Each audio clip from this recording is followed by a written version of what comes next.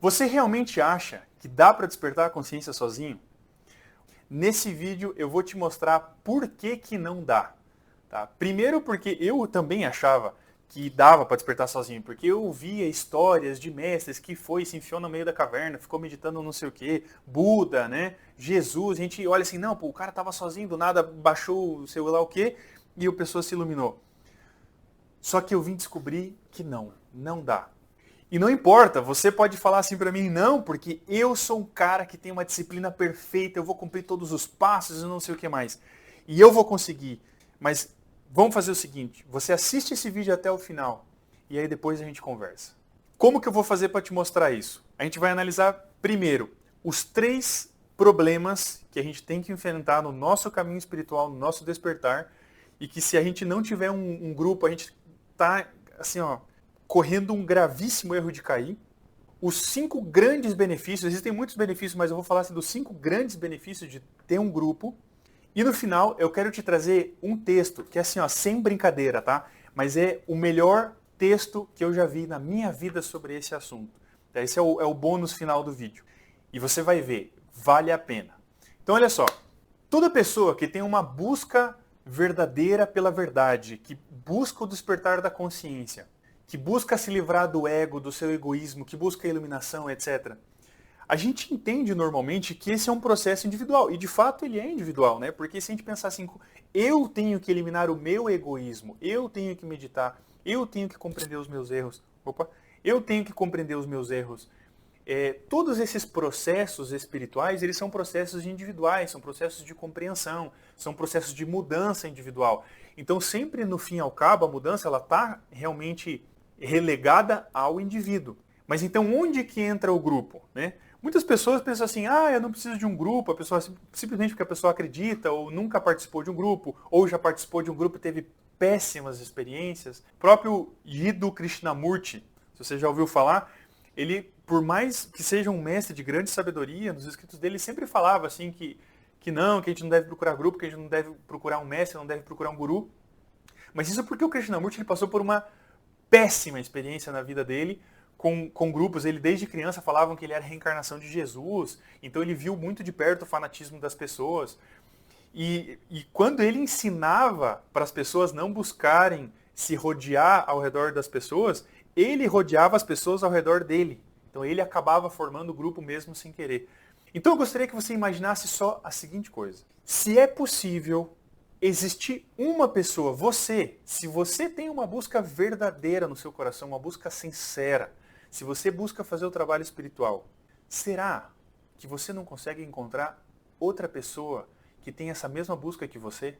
Imagina um grupo de pessoas que pensem afins com o que você pensa, que pensam como você, que tem uma busca sincera como você tem, aonde você é livre, cada um é livre para buscar, para compreender, para estudar o que quiser, para praticar o que quiser, onde cada um vem e compartilha as suas buscas com um grupo. Será que não é possível um grupo verdadeiro? Então fica comigo até o final desse vídeo, que aí a gente vai analisar essa questão bem de perto. Então vamos lá, vamos analisar primeiro os 3 grandes erros que a gente pode cair por não querer participar de algum grupo. Primeiro erro, qualquer pessoa que busca a espiritualidade está buscando, inevitavelmente com isso, deixar de ser egoísta. Não dá para despertar a consciência, para se desenvolver no caminho espiritual, se a gente é egoísta. E na medida em que a gente se dispõe a ajudar outras pessoas, a se sacrificar por elas, às vezes a ensinar a espiritualidade ou o que quer que seja, é inevitável que se forme o grupo. Então isso foi o que a gente acabou de falar de Krishnamurti. Mesmo ele acreditando que não era para formar grupos, ele inevitavelmente acabava formando grupos ao redor dele. Então é claro, qualquer pessoa que compreenda que para progredir espiritualmente eu também tenho que deixar de ser egoísta, eu me coloco a ajudar as pessoas. E é inevitável, praticamente inevitável, que se formem pessoas ao redor ali de quem está ajudando e tal, seja para seguir o exemplo, seja para o que quer que seja. Agora, além disso, a gente também pode considerar o seguinte, se eu falo, não, eu vou ajudar as pessoas sozinho, eu vou estar aqui sozinho, eu vou fazer as coisas sozinho porque eu não quero me envolver com outras pessoas, eu não quero que forme grupos ao redor de mim. Uma pessoa que faça isso acaba inevitavelmente tendo que aceitar ajudar sem tanta eficiência. Tem uma frase que diz assim, que o todo é maior que a parte. Então, duas pessoas que tentem fazer qualquer trabalho sozinhas vão fazer menos do que se essas duas pessoas se juntassem por um mesmo propósito. Então, com certeza, quando a gente tem mais pessoas fazendo a mesma coisa ou com o mesmo objetivo, produz mais resultado. Ou seja, a união faz a força. Então, no melhor dos casos, se a pessoa falar assim, não, eu vou ajudar, mas eu não vou formar um grupo, então, mesmo assim, toda ajuda que a pessoa fizer vai ser uma ajuda não tão eficiente quanto poderia fazer. Né? E é melhor ter mais frutos do que menos. Claro, mas mesmo assim você pode chegar para mim e falar assim, não, mas eu vou ficar sozinho e não vou ser egoísta. Eu posso fazer um trabalho, claro, porque a meditação, se eu tiver disciplina, se eu fizer o meu trabalho, dá. Aí entra o segundo erro que a gente não pode cair. Acontece que uma pessoa que fica sozinha, ela não tem a troca. E o que a troca ela produz? A troca ela é uma luta contra a força da entropia. A força da entropia é um termo da termodinâmica que significa a perda de energia no decorrer do tempo. Por exemplo, se você tem uma garrafa, aí você coloca água nessa garrafa. Essa garrafa tem água quente, mas se eu deixar isso aqui 1 dia, 2 dias, ela vai esfriar. Então, como que eu faço para essa água não esfriar? Eu preciso fazer uma troca. Eu preciso colocar uma água mais quente, eu preciso colocar ela no fogão e aí ter a troca com o fogão. Se eu não coloco o meu conhecimento à prova, se eu não troco conhecimento, se eu não troco experiências, acontece que a gente vai esquecendo o nosso conhecimento, a gente vai esquecendo de detalhes, né? E pouco a pouco a gente vai ficando só com o ensinamento mais essencial, mais essencial, mais essencial. E aí chega uma hora que a gente fica bitolado, a gente fica travado e a gente pode começar a noiar. Você deve ter conhecido pessoas assim, que de repente estavam buscando, tinham autoconhecimento, tinham disciplina, mas na medida que a pessoa fica sozinha, na medida que a pessoa fica só trancada no quarto dela, na medida que a pessoa fica só estudando os mesmos livros, né? O Nietzsche tinha essa coisa assim, ó, o homem mais temível é o homem de um livro só. Porque a pessoa meio que ela vai bitolando, e é muito difícil mostrar para uma pessoa bitolada que ela está bitolada. Por exemplo, às vezes a gente tem umas noias, né? A gente pode ter um pensamento assim muito pirado, assim muito fora da casinha. E eu posso acreditar nesse meu pensamento que não bate com a realidade. Mas quando eu levo esse pensamento para outra pessoa, é muito mais difícil convencer outra pessoa uma ideia pirada. Então, é daí que vem o termo bom senso. Né? Bom senso a gente fala no português, mas no inglês, no espanhol, a gente fala sentido comum, common sense. Né? Ou seja, que existe uma lógica padrão que permite que a gente não entre em noias, não entre em pirações. Se a gente não tiver compartilhando o que a gente sabe com outras pessoas, a gente corre num grave risco de ficar bitolado. Então a pessoa pode falar assim, não, mas eu vou criar um canal no YouTube e eu vou compartilhar com as pessoas. Só que se não existe o diálogo, se não existe a volta, né, o retorno do que está sendo ensinado, a gente tem um problema, porque não está tendo essa contraposição. Né? Inclusive, esse aqui é um canal no YouTube, eu estou te ensinando. Contrapõe aqui para mim, traz uns comentários para mim, vamos ver, né? Vamos colocar à prova aqui esse conhecimento. Mas mesmo assim, se você falar assim, não, mas sei lá, vamos colocar esse exemplo aqui do canal do YouTube. Então eu vou compartilhar com as pessoas, vai ter algum nível de resposta e tal, mas mesmo assim não vai ter um terceiro ponto, que é o terceiro erro que a gente pode cair. Olha só, somente quando existe real interação de 2 ou mais pessoas, é que acontece uma coisa que a gente conhece como choque. O que é o choque? Uma pessoa traz uma opinião, outra pessoa traz outra opinião, e aí acontece uma espécie de um embate, né? Porque é inevitável, até mesmo grandes mestres já entraram nesse tipo de embate. A gente estava falando do Krishnamurti agora. O Krishnamurti, por exemplo, ele entrou em embate com o Gurdjieff, que a gente já vai citar aqui para frente. Porque é inevitável que as pessoas tenham perspectivas, pontos de vista diferentes. E quando a gente coloca a nossa perspectiva com outra pessoa, essa troca ela é fundamental, porque é desse choque que vai brotar uma coisa chamada treinamento psicológico. E olha que massa isso, porque o treinamento psicológico é uma coisa maravilhosa da gente ver. É quando a outra pessoa, ela vem e me aponta um defeito, ou acontece simplesmente uma dinâmica aí onde uma pessoa xinga a outra, uma pessoa causa raiva na outra, e é justamente nesses momentos onde a gente tem que lidar com estresse, com situações estressantes, onde a gente coloca à prova essa evolução espiritual, esse avanço espiritual que a gente está tendo. E você poderia chegar para mim e falar assim, não, mas isso eu já tenho no meu trabalho, meu esposo, minha esposa, meus filhos, meus amigos, mas é aí que entra a grande sacada do negócio. Porque no começo é normal, a gente vai ter que superar as dificuldades mais imediatas. Vamos colocar, por exemplo, assim, um casamento de longo prazo. Normalmente, um casamento que dura bastante tempo, no começo é tudo amor, depois começam a aparecer os primeiros atritos, né? Só que para esse casal aguentar bastante tempo, é necessário que os dois aprendam a conviver em algum grau de harmonia. E uma pessoa que está fazendo um trabalho espiritual, em algum momento, gente, assim, ó, sério, porque às vezes tem gente que fala assim, não, eu nunca vou conseguir parar de me estressar no meu trabalho. Não, vai sim, vai sim. Se você está fazendo um trabalho espiritual sério, decidido, você vai avançar e você vai conseguir superar esses treinamentos, né, esse ginásio, esse exercício psicológico que acontece na nossa vida diária. E você vai conseguir superar essas situações básicas. E o dia que você superar essas situações do seu cotidiano, vai acontecer uma coisa, pode ser que esteja acontecendo agora, pode ser que seja seu caso agora mesmo, onde você fala assim, cara, nada mais me estressa. Vem as pessoas, me criticam, me apontam as coisas e eu tô aqui, ó, pleno, tranquilaço. Pô, será que eu sou o bichão? Será que eu sou o cara aqui, o rei da cocada preta? Então é exatamente nesse momento onde a gente precisa de uma coisa que a gente poderia chamar de treinamento qualificado. E o que é um treinamento qualificado? É um ginásio, um exercício, um treinamento que não é igual esse treinamentozinho assim ó, que a esposa faz. Treinamento qualificado é tipo assim, vamos jogar lá pro alto que você vai entender o que eu tô falando. É o que Judas fez com Jesus. Tá? Não vamos se comparar aqui ninguém com Jesus, com Judas, mas esse é o topo, tá? E a gente conhece o básico. O básico é o que a gente vive aí no dia a dia. O que está no meio do termo aqui? O grupo.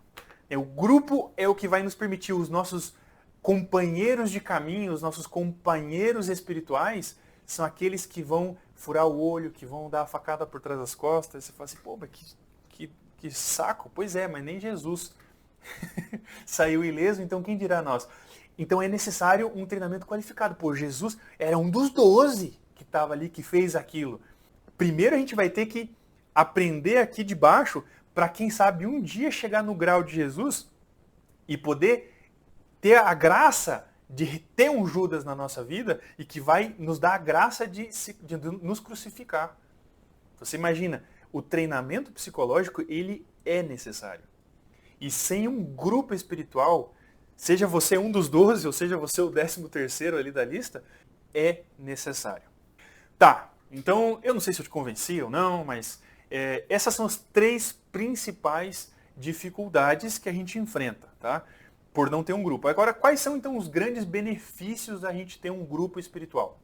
Vou dar para você agora 5 razões, tá? Que eu separei aqui, que são as principais zonas, assim, os maiores benefícios. Primeiro, a grande finalidade de um grupo é a ajuda, a caridade, o sacrifício pela humanidade. Por quê? Quando a gente tinha falado no começo, né? Quando a gente tem várias pessoas, essas várias pessoas elas têm a oportunidade de fazer muito mais serviço, produzir muito mais resultado do que uma pessoa sozinha. Então essa é a grande finalidade. Então isso a gente já comentou. Mas além disso, uma dinâmica que também acaba acontecendo no grupo é que a gente pode ensinar, a gente tem a graça num grupo de poder ensinar o caminho. Porque uma coisa é a gente fazer caridade e dar o peixe. E outra coisa é a gente ensinar a pescar. Então, quando a gente ensina a pescar, a gente pode ir evoluindo até que a gente tenha uma empresa de pescaria, até que a gente tenha o mundo inteiro alimentado de peixes. Essa é a graça do negócio. Na teosofia, existe um diálogo ali que aconteceu entre um cara chamado Leadbeater e um grande mestre chamado Kuthumi, onde o Kuthumi, ele fala o seguinte, que pão, qualquer um que tem pão, dá pão. Qualquer um que tem dinheiro, dá dinheiro. Mas quem tem luz, não é qualquer um. Então, para ter luz, para poder compreender o que é o caminho espiritual, como trilhar ele, não é tão fácil assim achar um desses. Então, a gente poderia dizer que de todos os sacrifícios, de todas as caridades que uma pessoa poderia fazer, um serviço pelo próximo, de todos o mais nobre é entregar o conhecimento da própria caridade, do próprio sacrifício, da ajuda à humanidade. Contanto que a pessoa nunca se esqueça daquela frase de Francisco de Assis, onde ele dizia: pregue o evangelho em todas as partes. Se necessário, use palavras. Olha a frase do Francisco de Assis, cara. Ou seja, o melhor ensinamento que a gente pode entregar para uma pessoa é o exemplo, porque a gente não pode cair naquele erro de ser o cara que ensina, né, o outro a fazer o bem, que na verdade o outro que, ao invés de fazer o bem, vai ensinar a fazer o bem, então a gente tem uma cadeia de idiotas, né? A gente tem uma cadeia de falsidade, de máscara que não leva a lugar nenhum. A gente tem que ser muito sincero e se dar conta que a gente tem que ensinar aquilo que a gente vive. E o grupo, ele dá esse suporte para que a gente possa ensinar, porque a gente está ensinando não só as pessoas em geral, mas a gente também está ajudando as pessoas do grupo e assim por diante. Outra coisa, né, o segundo benefício que o grupo ele nos dá. Quando você acaba tendo que ensinar, quando você se vê diante da situação de ensinar alguém, a gente se dá conta que a gente tem que ser um exemplo. Olha, eu me lembro do dia que eu fui dar uma conferência, que eu fui ensinar algumas pessoas sobre o ego. E falei assim, não, gente, eu disse a frase, né? Temos que eliminar o ego. E quando eu falei essa frase, eu falei assim, cara, peraí. Será que eu estou trabalhando sobre mim mesmo? Será que eu sei eliminar o ego? Será que eu já fiz isso alguma vez bem direitinho? E aí, pá, quando a consciência bateu assim, eu me dei conta de que eu nunca mais poderia ensinar uma coisa que eu não tivesse feito assim, ó, mas eu fiz assim, ó, e depois eu ensinei. E o fato de ensinar, que ensinar está atrelado ao grupo totalmente aí, nos puxa isso, nos traz essa obrigação. Cara, eu tenho que praticar, eu tenho que ser exemplo, as pessoas não podem ver que eu não estou vivendo, porque senão eu estou ensinando uma coisa vazia.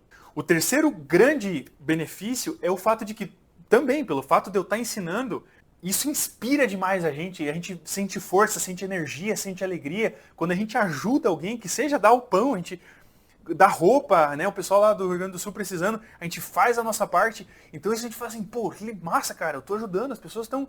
Eu tô sendo útil para a humanidade, então, pô, isso nos dá muita motivação, isso nos dá vontade de viver. E isso é um benefício, porque depois a gente fala assim, cara, quer saber... Eu vou fazer esse caminho, eu vou trabalhar sobre mim mesmo, eu vou avançar espiritualmente porque a gente vê o benefício e a gente vira uma bola de neve, a gente fica cada vez mais empolgado com isso. Quarto benefício é que a gente acaba criando o que a gente chama também de, vamos chamar assim, de corrente do bem. Né? Porque assim como existe a corrente do karma, né? A pessoa faz o mal e inevitavelmente aquilo vai produzir mais mal e esse mal vai retornar pra gente no final. Assim também, quando a gente produz um bom ato, uma boa ação, esse ato ele vai retornar pra gente.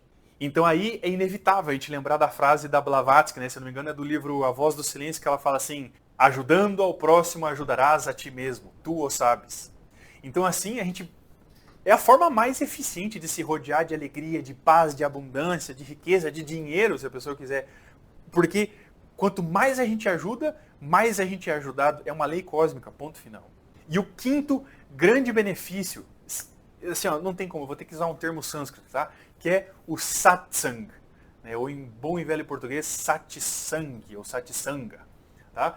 Que não é nada mais, nada menos que o efeito ou a prática que acontece quando várias pessoas se reúnem com o mesmo objetivo, o mesmo propósito. Né? Aproveitando Jesus, onde 2 ou 3 se reúnem em meu nome, aí estou eu. E que cumpram com 2 requisitos, tá? Tem que cumprir 2 requisitos. Primeiro, é importantíssimo que todas as pessoas desse grupo tenham uma busca pela verdade e que essa busca seja sincera. Porque, claro, ou seja, não pode ser que essas pessoas estão simplesmente reunidas ali e, sei lá, tipo uma missa, assim, tipo um culto, uma coisa assim que a pessoa tá ali, tá só porque tá, e aí vai passando e... Não, ou seja, não, todos têm que estar ali com a busca, e essa busca ela tem que ser sincera, não pode ser uma formalidade, uma casca, a pessoa tá fingindo qualquer coisa. Se várias pessoas estiverem reunidas no mesmo ponto, com o mesmo propósito, forma-se então um vórtice, uma egrégora, uma atmosfera que dá para essas pessoas, primeiro, energia, tá? Porque é como se tivesse carregado a bateria da pessoa. É que nem que seja, por exemplo, uma missa que a pessoa vai lá e frequenta de coração e aquilo tá todo mundo integrado, tá todo mundo na mesma vibração, tá todo mundo ao redor daquele mesmo objetivo. A pessoa sai carregada, é como se tivesse colocado o celular na tomada e a pessoa saiu carregada, com a bateria cheia. E a pessoa sai dali falando assim, cara, é isso aí, cara. Eu vou trabalhar sobre mim mesmo, eu vou deixar de ser um idiota, eu vou corrigir os meus erros, eu vou melhorar, etc. Porque a pessoa se carregou de energia. Mas também acontece um outro fenômeno maravilhoso, incrível, que é ter mais compreensão. Quando a gente está todo mundo reunido com a mesma energia, com a mesma vibração, acontece que... Sei lá o que acontece, mas é como uma vibração que a gente está todo mundo ali refletindo sobre o mesmo assunto, sobre aqueles mistérios, e aí do nada bate assim, ó, a compreensão que a gente estava tentando ter. Então facilita demais esse fenômeno do satsang. A gente poderia chamar de missa, ritual, culto, não importa como a gente chame. Mas é o fenômeno onde várias pessoas estão ali e acontece esse fenômeno. Assim, ó, a compreensão que a pessoa adquire quando ela participa assim, de um fenômeno assim, é incrível. Assim, a pessoa avança muito mais rápido do que se ela estivesse sozinha. Bom, semana passada eu publiquei um vídeo aqui no canal, espero que você tenha visto, sobre a minha história, como que foi esse processo. E no começo eu achava que eu ia compreender o sentido da vida. Pô, negócio individual, depende de mim. E eu estava ali buscando e tentando, fiz filosofia por causa disso, tentando compreender qual era o sentido da vida e não dava, não avançava, não ia, não progredia rápido. E depois eu conheci um grupo e foi um desastre, porque, pô, era uma seita, depois eu fui me dar conta que era uma seita. Mas mesmo assim serviu, porque o ensinamento desse grupo era um ensinamento muito massa, mas o grupo, os líderes, as pessoas... não produziam, assim, entorpecia o processo de compreensão. E eu digo para vocês, a partir do momento que eu conheci um grupo saudável, espiritual, que batia com os meus valores, etc., assim, gente, sem brincadeira, assim, ó, eu olhei para trás, assim, depois de um ano, e eu me dei conta que eu avancei mais em um ano do que nos 10 anos anteriores. Eu aprendi mais, eu avancei mais espiritualmente. E eu pensei assim, não, mas isso aqui é só porque eu estou começando e tal, é novidade. E no outro ano foi igual, e no terceiro ano foi igual, porque se a gente tem um grupo e que tem todas essas qualidades, a gente não cai naqueles problemas de antes, e o grupo é positivo, tem os valores, tem um ensinamento bom, a gente avança, assim, avança igual um foguete, avança rápido no nosso caminho espiritual. A gente aprende muitas coisas, se desenvolve muito. Então essas duas coisas elas são extremamente necessárias. Primeiro o grupo, tá? E o segundo que o grupo seja realmente saudável. Então agora, se você chegou nesse vídeo, tá?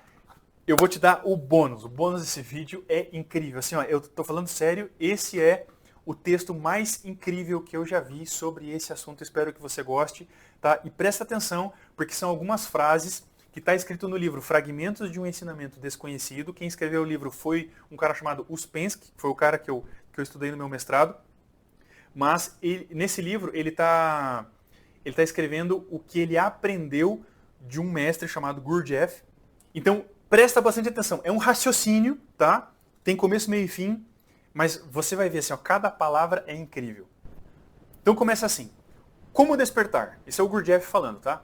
Esta é a pergunta mais importante, mais vital que um homem pode se fazer.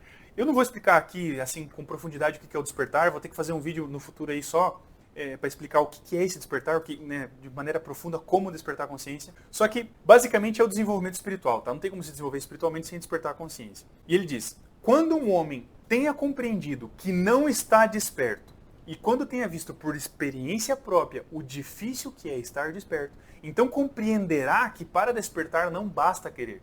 Isso é uma das coisas mais difíceis, assim, ó, porque, por exemplo, a pessoa lá, é super desorganizada e deixa todas as coisas em cima da mesa, assim, de qualquer jeito, a roupa, os calçados e tal. Guarda as coisas de qualquer jeito. Isso é um adormecimento. A pessoa, ela só faz isso porque ela não se dá conta, ela está adormecida, ela não está vendo o caos e os malefícios que isso tem na vida dela. Porque quando a pessoa se dá conta e vê realmente o malefício que aquilo faz, ela vê, desperta e aí ela se corrige, é inevitável. Só que é super difícil. Qualquer pessoa, quando a gente vê alguém cometendo um erro, a gente pode chegar lá para essa pessoa e falar assim, ó, olha aqui, ó, faz isso aqui, você não está vendo que você está fazendo errado.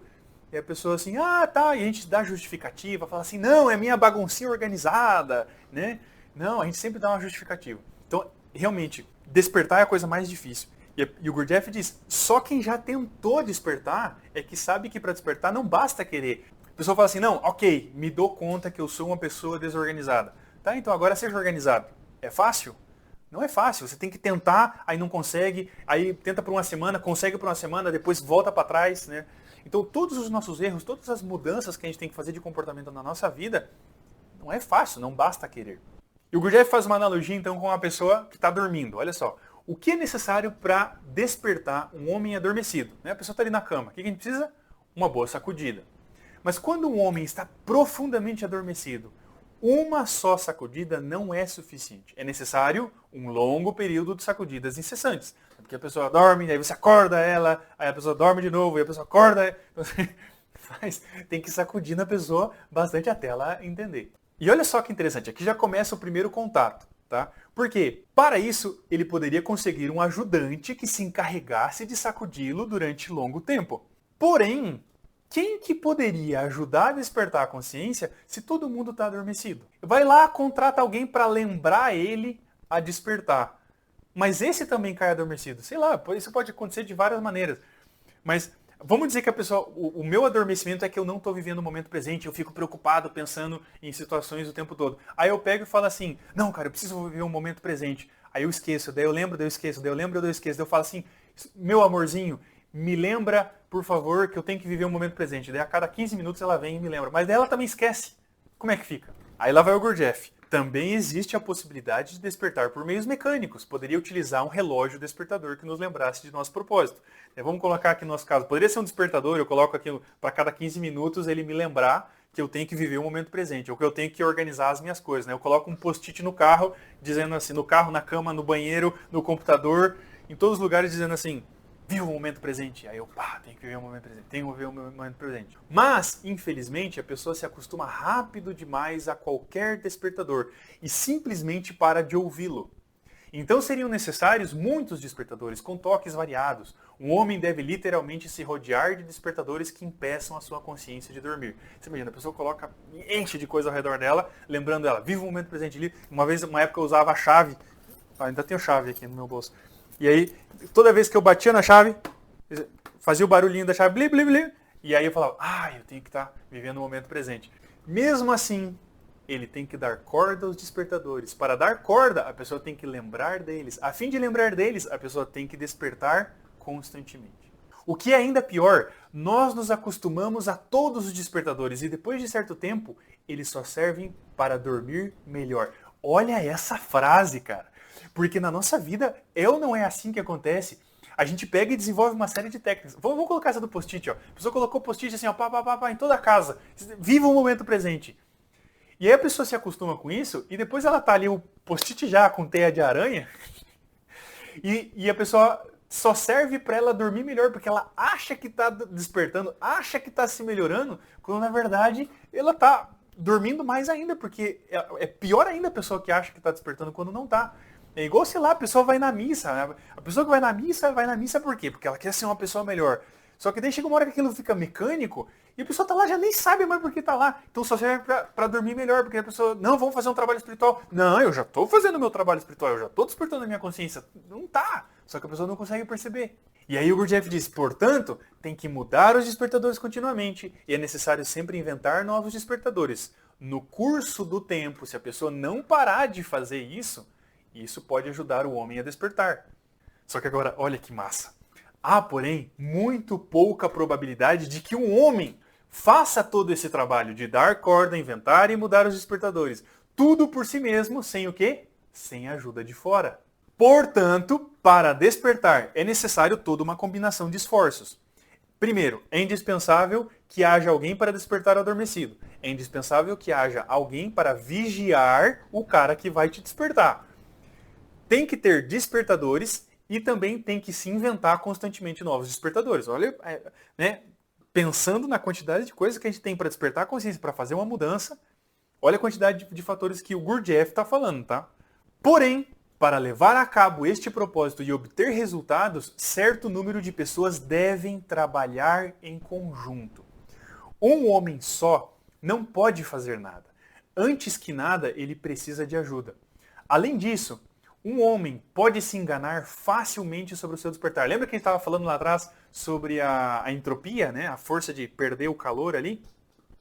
A pessoa pode facilmente se enganar sobre o seu despertar, tomando por despertar o que é simplesmente um novo sonho. A pessoa pega e faz uma programação ali, acha, muda de A para B e no fim não mudou nada por nada. Mas se várias pessoas decidem lutar juntas contra o sonho, então elas se despertarão mutuamente. Acontece muito constantemente que de repente, vai acontecer, tá? Eu já passei por isso, já vi várias pessoas passando por isso. Como diz o Gurdjieff, 20 deles dormem, mas a 21ª despertará e despertará os demais. O mesmo acontece com os despertadores. Um homem inventa um despertador, um segundo inventa outro, depois poderão fazer o intercâmbio. Por exemplo, eu inventei aqui no vídeo do post-it e da minha chave. Aí eu falei pra você, daí você fala, pô, boa ideia, cara, vou fazer. Já foi uma troca, entendeu? Então fala aí algum despertador que você tem também para poder ter uma troca justa. Continua, em conjunto podem ser entre si de grande ajuda, e sem esta ajuda mútua, ninguém poderia conseguir nada. Assim, um homem que quer despertar tem que buscar outras pessoas que também queiram despertar a fim de trabalhar com elas. Então, basicamente, uma pessoa que chegou aqui e tem essa mesma compreensão, ela poderia, puxa, então eu quero despertar a consciência, eu quero evoluir espiritualmente, eu tenho que buscar pessoas que queiram evoluir espiritualmente e assim a gente se ajuda. Mas olha, ai meu Deus do céu, olha o que o Gurdjieff fala, cara. Isso, no entanto, é mais fácil dizê-lo do que fazê-lo. Porque pôr em marcha tal trabalho e organizá-lo requer um conhecimento que qualquer um não possui. Você pega e fala assim, não, vou montar um grupo aqui com meus vizinhos. Não é assim. O trabalho tem que ser organizado e tem que ter um líder. Sem essas duas condições, o trabalho não pode produzir os resultados esperados. E todos os esforços serão vãos. Os homens podem se torturar, porém estas torturas não os farão despertar. Cara, isso me arrepia. Olha que incrível. Quantas torturas, quantas religiões, a gente vê as pessoas se torturando com isso, com aquilo, e disciplina e faz isso, e o cara fica meditando lá 30 horas por dia, e o cara, todas as disciplinas, reza o terço, não sei quanto tempo. Mas se a pessoa não tem um propósito definido, se a pessoa não sabe o que está fazendo, se não conhece os problemas, se não conhece as metas, se não conhece o método, como que vai fazer para despertar a consciência? Não, despertar não é na louca. Se a tortura despertasse, a humanidade já estava a luz. Se tortura despertasse, a humanidade estava desperta. Mas não é o que acontece. Ou por acaso a humanidade não sofre? Então, o trabalho tem que ser organizado. E não pode ser organizado senão por um homem que conhece, um homem ou uma mulher, né? Um homem que conhece seus problemas e suas metas. Que conhece seus métodos. Por um homem que, por sua vez, passou por um trabalho igualmente organizado. Isso é muito massa, porque olha, isso significa que o líder de um grupo, ele já esteve em um outro grupo, que esteve em um outro grupo, que esteve em outro grupo, e essa é a corrente, sei lá como que a gente vai chamar, mas a corrente dos santos, a corrente da igreja. A luz tá doida aqui. Apagou a luz até. É a corrente dos santos, é a corrente dos mestres, é a fraternidade branca, não sei como que você vai chamar isso. O trabalho começa geralmente em um grupo pequeno. Este grupo, em geral, está conectado com uma série de grupos análogos de diferentes níveis, cujo conjunto constitui o que podemos chamar de uma escola preparatória. Então, claro, são uma série de grupos, são níveis, né? Que não quer dizer, porque, sei lá o que a pessoa pode pensar. A pessoa pensa, sei lá, é uma seita ou iniciação e que eu vou ter que... Não, é igual escola. Então você tem uma escola do despertar. Então, a pessoa tem o ensino fundamental, o ensino médio, a faculdade. Então é uma questão de didática. A pessoa vai aprendendo, vai tendo condições de absorver níveis mais profundos de conhecimento. E olha essa aqui, ó, para encerrar.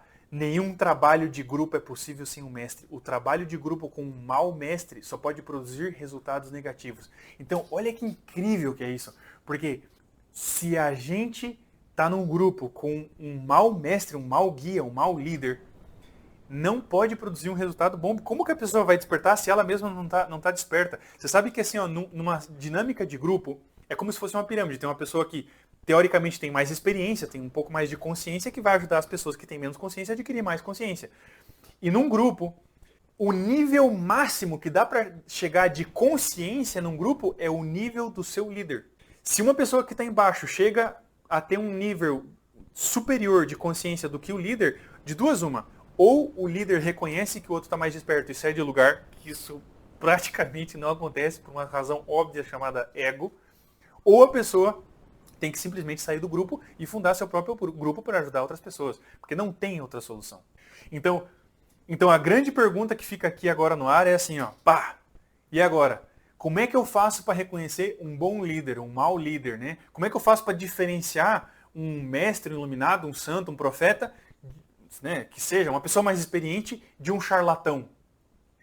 Então, se você quer saber esse assunto, se inscreve aqui no canal, porque semana que vem a gente vai trazer exatamente esse assunto. Se a gente precisa de um mestre ou não, e se a gente precisar, então como que a gente faz para reconhecer um mestre que vale a pena, que produz um trabalho espiritual positivo, que nos ajude. Então, gente, é isso. Muito obrigado até aqui e até mais. Um abraço.